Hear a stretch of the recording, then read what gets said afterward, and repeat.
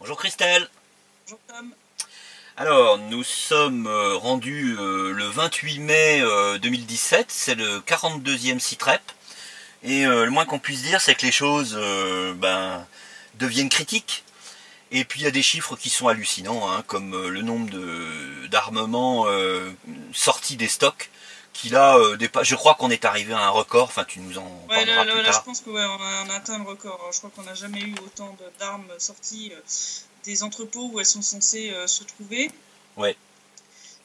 Durant la semaine écoulée, l'armée ukrainienne a violé le cessez-le-feu en République populaire de Donetsk à 378 reprises, soit plus que la semaine passée, on était à 324, au cours desquelles 4456 projectiles d'un calibre interdit par les accords de Minsk ont été tirés, donc je rappelle artillerie, mortier et chars d'assaut.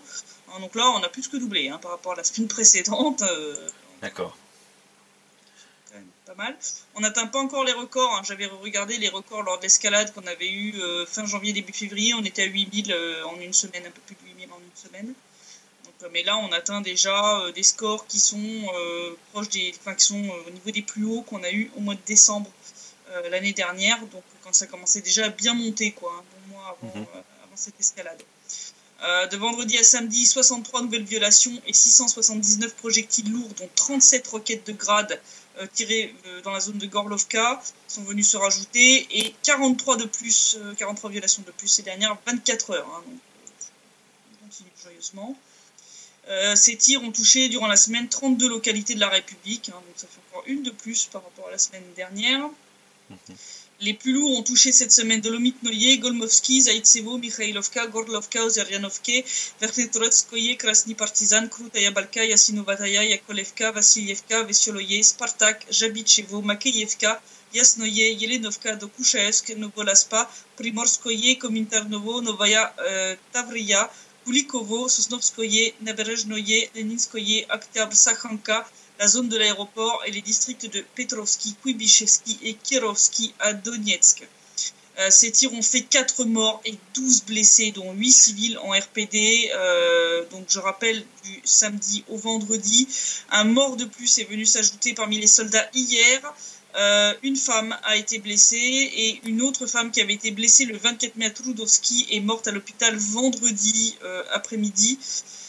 Ouais. C'est un bilan lourd, qui est pire que la semaine dernière. Martin Sajdik, d'ailleurs le président de la mission de l'OSCE en Ukraine, a tiré la sonnette d'alarme cette semaine en signalant que pour la période allant de janvier à mai 2017, le nombre de victimes avait augmenté de 120% comparé à la même période en 2016. Ouais. S'il y avait des doutes qu'il y a escalade, là... Voilà. Mais ça se reflète au niveau des victimes. Ça se reflète aussi au niveau des destructions, puisque ces bombardements ont endommagé ou détruit 61 habitations en République populaire de Donetsk. Donc on reste quand même sur des scores assez élevés. Un poil plus par rapport à la semaine dernière, on était à 60. Donc on parlait des armes lourdes sorties des entrepôts de stockage. Les observateurs de l'OSCE ont enregistré l'absence de 192 pièces d'armement face à la République populaire de Donetsk.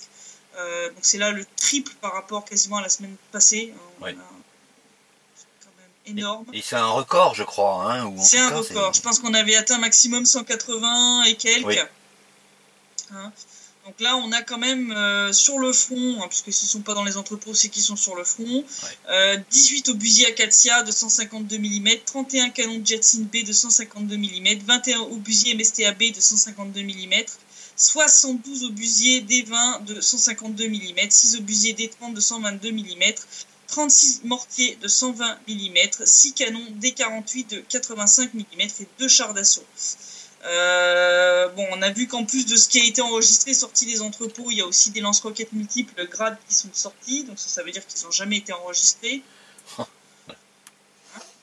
Qui ont été utilisés entre autres pour des provocations de la part de l'armée ukrainienne et surtout de secteur droit, puisque cette semaine a vu une recrudescence de ces provocations qui visent à pousser les unités de l'armée de la RPD à tirer en retour, sans parler des tirs que l'armée ukrainienne ou que Pravi Sector fait sur les territoires qu'ils occupent, pour en accuser la RPD, comme ils avaient fait à Avdiivka.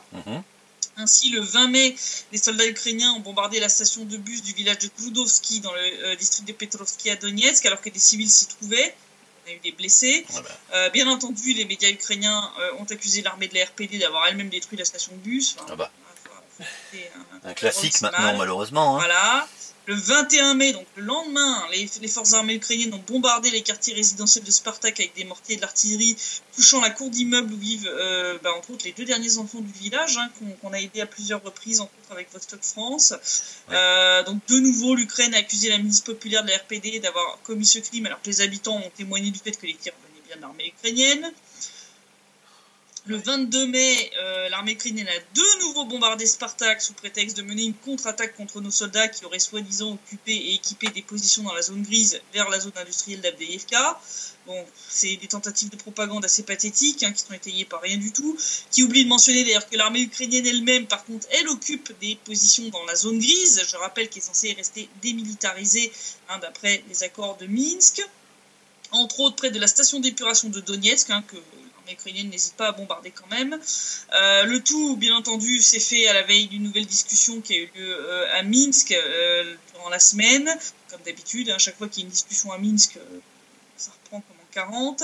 Ouais. C'est tombé aussi pendant le triste anniversaire des 3 ans de l'arrivée de la guerre à Donetsk, puisque le 26 mai 2014, c'est là qu'ont commencé les premiers combats à la périphérie de la ville pour la prise de l'aéroport.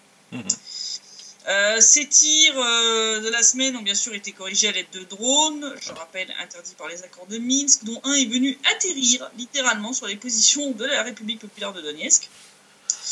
Donc, bonjour le niveau, hein, les techniciens ukrainiens qui dirigent les drones. Hein, bon. Ce drone de fabrication américaine appartenait à la 30e brigade des forces armées ukrainiennes. L'engin n'ayant pas subi de dommages à l'atterrissage, l'armée de la RPD a pu en extraire des informations très intéressantes sur l'équipement présent sur les positions ukrainiennes, les armes lourdes déployées près de la ligne de front et la situation des positions des forces armées ukrainiennes près de Mariupol. Donc il faut se rappeler que dans ce domaine, les soldats ukrainiens sont entraînés par des instructeurs de l'OTAN. Hein, donc soit ces derniers sont vraiment nuls comme professeurs, soit les soldats ukrainiens sont inéducables et nuls comme élèves. Bon, connaissant les procédures de recrutement de l'armée ukrainienne, il y a de bonnes chances que ce soit la deuxième option, hein, puisque bon, ils collent n'importe qui ayant 2 mains, 2 pieds ou une tête comme opérateur de drone. Donc... Et on ne parlera pas de la possibilité qu'il soit en état d'ébriété au moment où il utilise l'appareil. Oui, parce que là, pour arriver à faire atterrir un drone chez nous... Il reste encore une possibilité malgré tout, ce serait un acte de résistance. Peut-être. Tiens, je vous file des informations, je vais le payer cher, mais au moins j'aurais bien vengé... Voilà. Je passerai pour un débile auprès de mon supérieur, mais je vous envoie un drone. Ben, pourquoi pas, hein, écoute, c'est une possibilité, effectivement. Mais là, c'est vrai que ça pose question quand même. Hein. Oui, d'habitude, les drones sont abattus, hein, ils atterrissent pas gentiment sur nos positions. Bon, il n'y a pas que le niveau des soldats ukrainiens qui laisse à désirer, celui des armes fabriquées par Ukro Boronprom, la société ukrainienne qui fournit l'armée, c'est pas mieux. On avait parlé déjà des fameux mortiers tueurs Molot, hein, il y avait des gros défauts de conception. Oui. Là, ce fameux mortier tueur, ils l'ont toujours pas amélioré, puisqu'il a de nouveau causé des pertes au sein des forces armées ukrainiennes. Oui. D'après les unités de reconnaissance de la RPD, le 21 mai, sur les positions de la 53e brigade des forces armées ukrainiennes près de Zaïtsevo, 2 soldats ukrainiens sont morts et un autre a été blessé lorsqu'un mortier Molot a explosé lors d'un bombardement des positions de l'armée de la RPD. D'accord. Il y a peut-être une fonction auto-sabotage qui est concrète. Sur les mortiers, ouais, ça doit être ça. Hein, bon, mais quand on regarde les rapports officiels du quartier général de l'opération antiterroriste, hein, soi-disant, du 13 au 26 mai, aucun rapport concernant des pertes parmi les soldats. Donc soit ces morts ont été passés en mort hors combat, ou les corps rapatriés à l'arrière pour les faire passer pour des morts lors d'entraînement et donc pouvoir dire qu'il n'y a pas de perte dans la zone de l'OAT, mais enfin c'est un peu étrange. Oui. Mais donc voilà, hein, comme on peut le voir, l'armement ukrainien est presque plus dangereux pour les soldats ukrainiens que le camp en face, c'est-à-dire DNR. Voilà. Bon. Oui. On va pas s'en plaindre.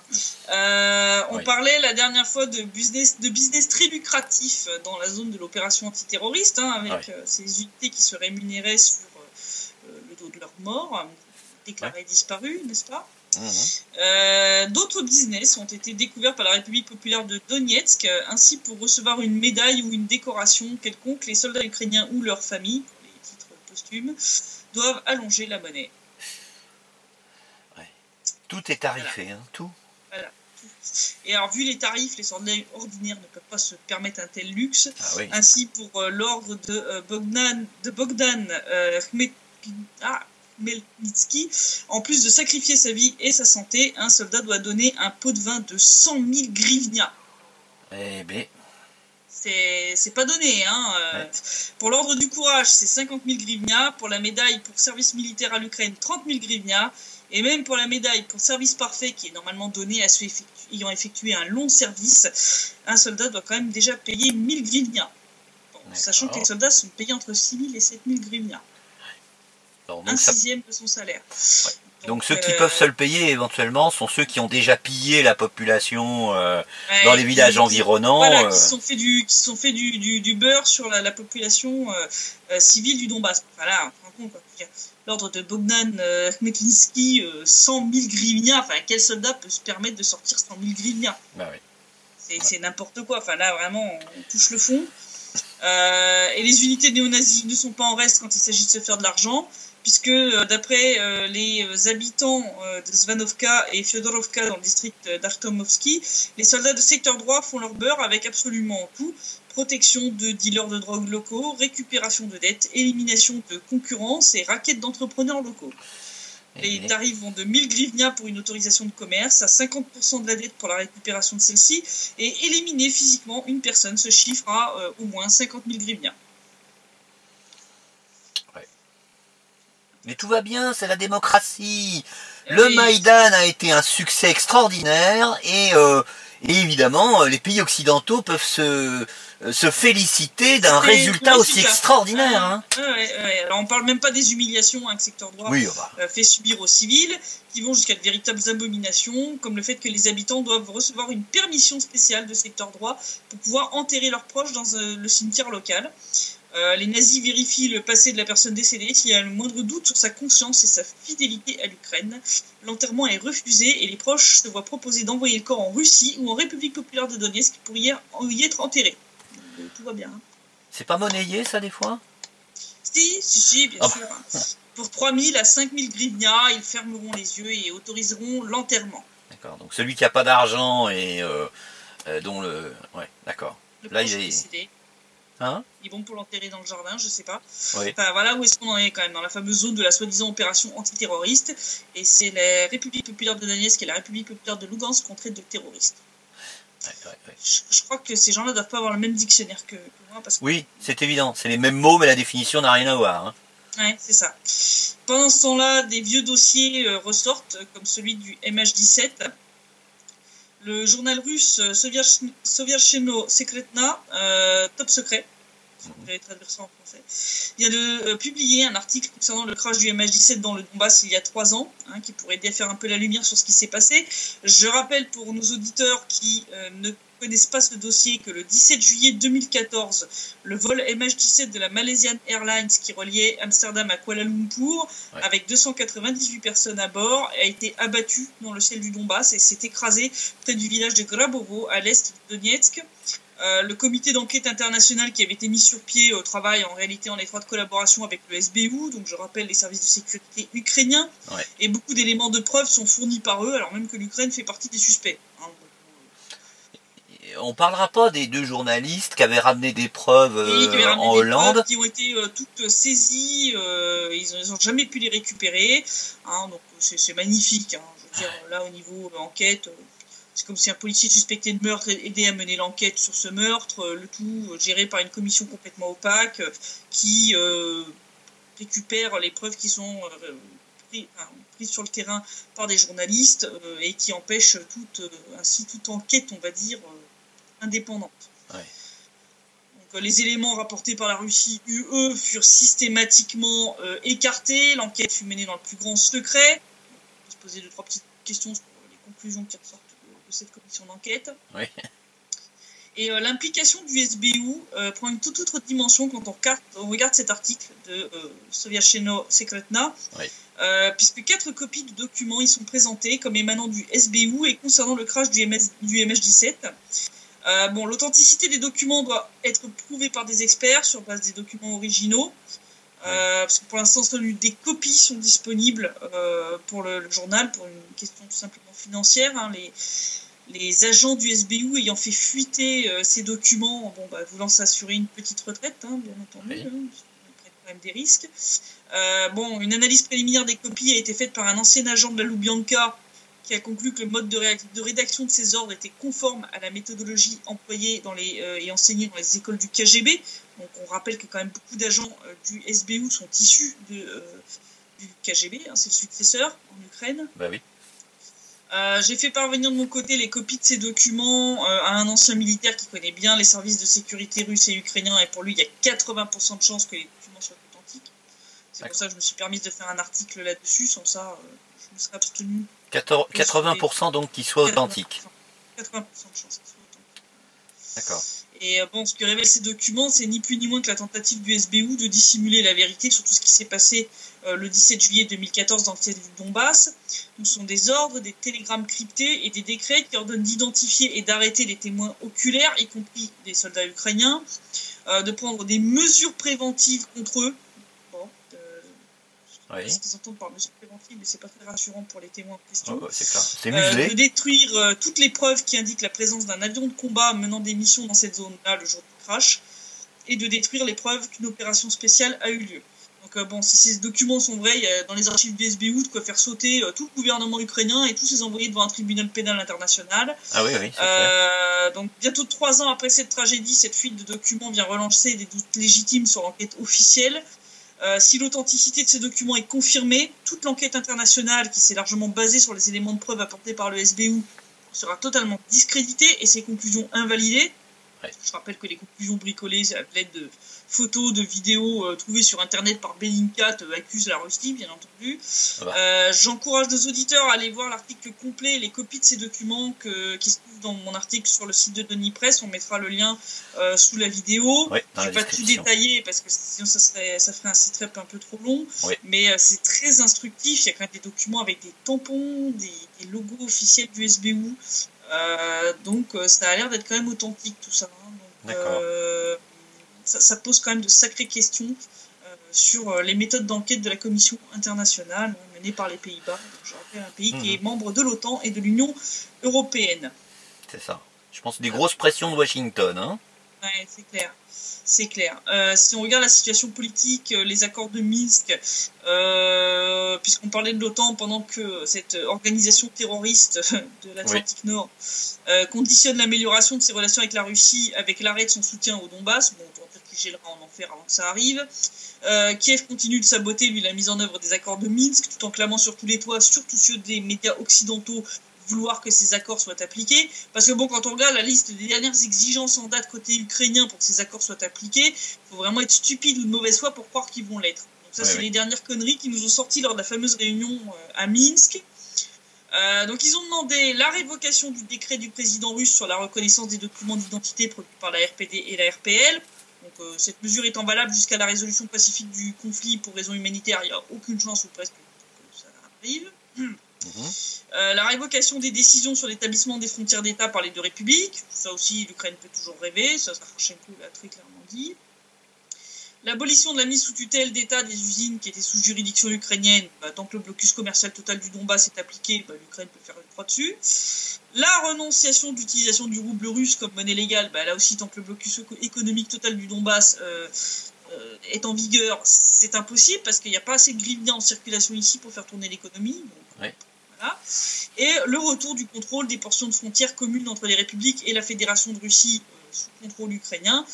Je rappelle que ce point est prévu à la fin des accords de Minsk, quand tout le reste aura été mis en œuvre. Donc rien qu'en regardant ce dernier point, on voit bien que c'est le serpent qui se mord la queue. Hein, l'Ukraine demandant d'appliquer avant tout le reste un point qui est prévu à la fin du processus de Minsk, quand tout le reste aura été mis en œuvre. Hein, donc ça s'appelle du sabotage pur et simple, en s'assurant que ces accords sont impossibles à mettre en œuvre sur base de ces exigences débiles. Donc, ils l'ont fait exprès, évidemment. Hein, oui, bien sûr qu'ils l'ont fait exprès. Hein, donc, et pendant ce temps-là, un des points des accords de Minsk qui est quand même important, qui est l'échange des prisonniers au format tous contre tous, piétine lui aussi. Sur ce point-là, l'Ukraine aussi traîne des pieds, sabote le processus, comme pour tout le reste. Hein. essayant de ne pas rendre certains prisonniers sous des prétextes plus ou moins bidons, genre soi-disant ils veulent rester en Ukraine, soi-disant ouais, bien sûr. ils ont commis des crimes tellement graves qu'on peut pas les amnistier, et machin patin couffin, enfin vraiment ils inventent toutes les excuses possibles et inimaginables. Mais ce qui inquiète surtout les autorités de la RPD, c'est qu'aucune information n'est disponible pour 77 des noms que la RPD a réclamés. Donc on a 77 personnes pour lesquelles on ne sait même pas s'ils sont encore en vie, tout simplement. Donc, la crainte d'ailleurs de Daria Morozova, la médiatrice aux droits de l'homme de la RPD, c'est que malheureusement, elle craint qu'ils soient tout simplement morts. Donc, ils auraient été exécutés ou morts des tortures qui leur ont été infligées. Voilà, en dehors je rappelle, de tout cadre ou condamnation judiciaire. C'est un crime de guerre. Absolument. Je le rappelle. Un de plus. Sur une note un peu plus positive, section, on va dire, d'hiver, Donetsk est devenue cette année la ville aux 2 millions de roses. Je rappelle qu'historiquement, à l'époque soviétique, Donetsk avait été surnommée la ville aux millions de roses, parce que ces fleurs étaient massivement plantées partout en ville. Ça s'était un peu perdu à l'époque ukrainienne. Mais depuis l'indépendance de la RPD, les ouvriers communaux s'étaient mis à replanter des roses, et cette année ils avaient redoublé d'efforts. Zakharchenko avait fixé cet objectif d'atteindre les 2 millions de roses. Résultat, il a été atteint. Voilà, donc ça va faire un nouveau surnom à la ville de Donetsk, et il est prévu de continuer à planter encore plus de rosiers en ville, donc ce nombre va continuer à augmenter. Donetsk deviendra la ville aux 3 puis 4 millions de roses, etc. etc. Donc ça c'est assez sympa, parce que ça fait... Enfin, la ville est magnifique. Les endroits où ces rosiers sont plantés, c'est absolument superbe. Oui, puis il y a une bonne odeur qui... Ah ouais, c'est vraiment magnifique, et ça sent bon. Donc voilà, on voit un petit peu quels sont les objectifs positifs de développement de... Ça sent la rose du côté de Donetsk et la poudre du côté de l'Ukraine, quoi. Ouais. Parce que bon, si on regarde l'évolution générale de la situation en Ukraine, ça sent plutôt les égouts. Oui, aussi. Hein, la merde, puisque l'Ukraine s'enfonce de plus en plus dans la dictature et le nazisme, comme le montre la condamnation à 6 ans de prison ferme infligée à Yuri Apurkin pour avoir simplement participé à des manifestations anti-Maïdan, refusé de reconnaître les nouvelles autorités du pays et appelé à la fédéralisation de l'Ukraine. D'accord. Je rappelle qu'en France, il y a des violeurs qui prennent moins que ça, quand même. Ça illustre encore une fois la qualité des droits, du respect des droits humains élémentaires par l'Ukraine. Ouais. Poroshenko, pendant ce temps, lui, se fait huer par la foule quand il sort dehors, se faisant chasser sous des cris de honte et démission. Résultat, lors de sa petite balade à Odessa récemment, il a fait installer des barrières de 3 mètres de haut pour empêcher les vrais civils d'approcher, et ils ont fait poser des figurants pro-Poroshenko pour les photos de propagande. Il reste plus que ça. Voilà où est-ce qu'ils en sont, quand même. Voilà. De leur côté, les députés et politiciens ukrainiens rivalisent d'imagination pour trouver la déclaration la plus nazi-trash possible. Entre Igor Mosishuk, qui propose de s'inspirer de la politique linguistique de l'Allemagne nazie pendant la Seconde Guerre mondiale. Igor Miroshnichenko, député du conseil communal de Kiev, qui propose de frapper les élèves qui parleraient russe à l'école, et Yuri Bereza, toujours lui, qui propose d'organiser une nuit des longs couteaux pour l'opposition, c'est-à-dire les partis encore plus ou moins démocratiques en Ukraine, si jamais le régime post-Maïdan devait tomber et que ces partis avaient une chance de reprendre le pouvoir. Ouais, c'est la politique de la terreur. Voilà, c'est charmant tout ça. Puis bon, si tu rajoutes les menaces des radicaux ukrainiens, les néo-nazis ukrainiens, de pourrir la vie des entreprises russes installées en Ukraine d'ici 2 semaines, je pense que l'Ukraine est bonne pour la tombe dans pas très longtemps, là. Ils sont en train d'enfoncer les derniers coups, là, je pense. Ouais. Il faudrait pas grand-chose, à mon avis, pour que la clause d'intervention russe en Ukraine soit mise en exergue par Yanukovych. Alors l'Ukraine va s'effondrer sur elle-même comme un trou noir. On remarque qu'il y a déjà un trou noir à pognon. Donc oui. C'est logique. Et pendant ce temps-là, à Kiev, suite à la censure imposée à Contact et Odnoklassniki, une société canadienne, je rappelle qu'il y a une forte diaspora ukrainienne au Canada, ceci expliquant cela, a décidé de créer un réseau social spécial dédié aux Ukrainiens et nommé Ukrainians. Voilà, Comme ça, les Ukrainiens pourront rester entre eux pour discuter en ukrainien seulement de ce qui est autorisé par la junte de Kiev. En gros, à part gloire à l'Ukraine, gloire aux héros, encensés Poroshenko et les nazis de Svoboda & Co., je vois pas bien ce qu'ils vont pouvoir se raconter. Oui, oui, oui. Parce qu'évidemment, ce sera copieusement surveillé. Et celui qui osera dire un truc un petit peu polémique, il verra débarquer le SBU chez lui à 5h du matin. C'est ça. Bonne chance. Hein. Puis bon, si ce réseau social est aussi bien conçu que l'armement ukrainien, ça promet des bugs assez intéressants. Et des fuites de données et autres joyeusetés. Puis bon, vu niveau succès, vu que les Ukrainiens ont très vite trouvé des astuces pour contourner la censure de VK, Odnoklasniki et Mail.ru, je pense que ce sera surtout un mémorable flop. Ah, il y a des chances, ouais. Voilà. Parce que un réseau social, typiquement pour les Ukrainiens... Ouais. Ça va pas attirer grand monde, à mon avis. Non, bah non, il y a quand même beaucoup d'Ukrainiens qui ont de la famille en Russie et des proches un peu partout, des amis. Et même ceux qui se méfient, hein. C'est-à-dire, même sans avoir de famille en Russie ou en Biélorussie, ils se méfient de ce que pourrait... Quand on voit les astuces et la vitesse à laquelle elles se sont développées pour contourner la censure, ouais. C'est que les gens sont vraiment attachés à leurs réseaux sociaux habituels et n'ont pas décroché de contact. Je veux dire, à part les tarés de Pravi Sector, je pense que ça intéressera personne.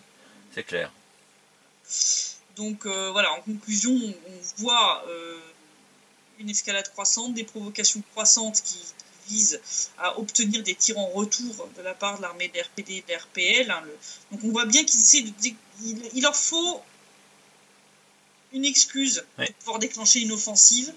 Donc là, on sent que ça devient pressant quand même. Hein. On sent que là, ils essayent.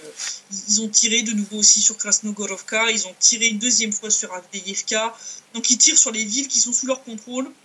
Ouais. Pour faire croire que c'est nous qui avons tiré. Bon, sauf que quand tu regardes les photos des lieux, tu te rends bien compte que ça colle pas. Ah oui. Tu te rends bien compte que ça a été tiré depuis des positions ukrainiennes et pas du tout depuis des positions de la République populaire de Donetsk. Mais ça devient grave. Ça veut dire que là, ça se multiplie. Donc, on sent qu'il y a une pression pour déclencher une offensive. Ils ont besoin d'une guerre pour servir de dérivatif. Ouais. Mais ils n'y arrivent pas. Donc, il y a un moment où ils vont finir par la lancer tout seuls, comme la Géorgie en 2008. C'est ça. Ça va mal se finir pour eux. Pour information, pour nos auditeurs, j'ai fait un premier article de synthèse sur le conflit du Donbass, qui est disponible sur Denis Press. On mettra là aussi le lien sous la vidéo. J'encourage nos auditeurs à aller le lire pour avoir une première vue d'ensemble des contre-vérités qui ont pu être sorties sur ce conflit par les médias occidentaux. Je ne parle même pas des médias ukrainiens, c'est digne de la propagande de Goebbels, pour leur permettre de voir la réalité derrière ces contre-vérités. Hein. Donc c'est vraiment un premier article, on va dire, de débunkage du conflit sur le Donbass. D'autres articles de synthèse vont suivre assez rapidement, voilà, sur les origines du conflit, sur tout un certain nombre d'aspects du conflit, sur lesquels les auditeurs occidentaux sont pas forcément bien renseignés. Voilà, des choses qu'on nous a pas enseignées à l'école, comme l'histoire de l'Ukraine, ce genre de choses. Donc pour donner une certaine perspective en fait à nos auditeurs sur le pourquoi ce conflit et qu'est-ce qui s'est réellement passé depuis 2014 et un certain nombre de points importants qui sont utilisés actuellement dans la rhétorique de l'OTAN, de l'Union européenne et entre autres aussi de la France, et qui servent à fustiger la Russie pour des choses pour lesquelles elle n'est absolument pas responsable. Donc il est temps de replacer un petit peu l'église au centre du village. Donc là j'ai décidé de prendre ce temps-là pour faire ces articles qui sont assez longs à faire, mais qui je pense seront très très utiles pour que les gens comprennent bien quelle est la réalité de la situation et les origines du conflit. D'accord. Avec la possibilité pour qu'il y ait une version vidéo. Voilà, donc s'il y a des gens qui sont intéressés pour avoir une version vidéo de ces articles, qu'ils n'hésitent pas à le mettre dans les commentaires sur Facebook, sur Contact, sur YouTube. Voilà, n'hésitez pas à le dire si vraiment il y a un intérêt pour ça, que ça justifie qu'on fasse un espèce de site rep extraordinaire pour parler de ces thématiques Ouais. Là, spécifiquement, vraiment, n'hésitez pas. Ça Si serait vous des avez un hors-série. réel intérêt, Ouais, ce serait des hors-série, hein. Ce serait des. Voilà, ce serait des hors-série, des sites hors-série.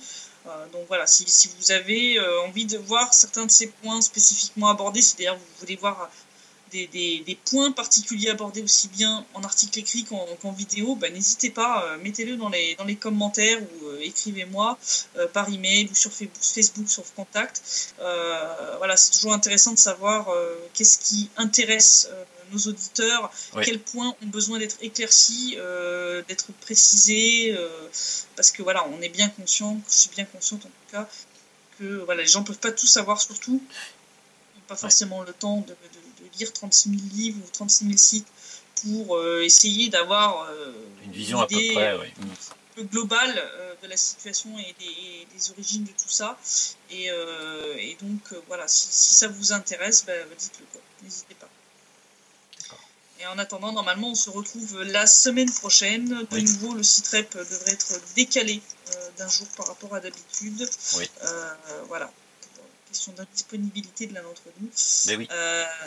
Donc voilà, en espérant que ça ne s'aggravera pas trop d'ici là. On n'est pas un sitrep d'urgence à faire. Voilà. Parce que là, doublement quand même du nombre de projectiles lourds tirés en une semaine. Oui. C'est quand même énorme. Là, on arrive quand même à des niveaux qui sont inquiétants. Si on double encore, là, on atteint les niveaux de l'escalade de fin janvier, début février, tout simplement. Ça donne quand même une petite idée. On est maintenant plus qu'à 50%. C'est déjà énorme des niveaux qu'on avait atteints lors de cette escalade brutale qui avait fait quand même de nombreux morts parmi les civils et les soldats de la République populaire de Donetsk. Ok. Bon, en tout cas, merci Christelle de nous donner cet éclairage du terrain, comme d'habitude. Et puis, j'espère que... à la semaine prochaine. Voilà, que à samedi prochain, ou que vendredi, ou dimanche plutôt. Enfin, on verra, ce sera... Voilà. On va ajuster selon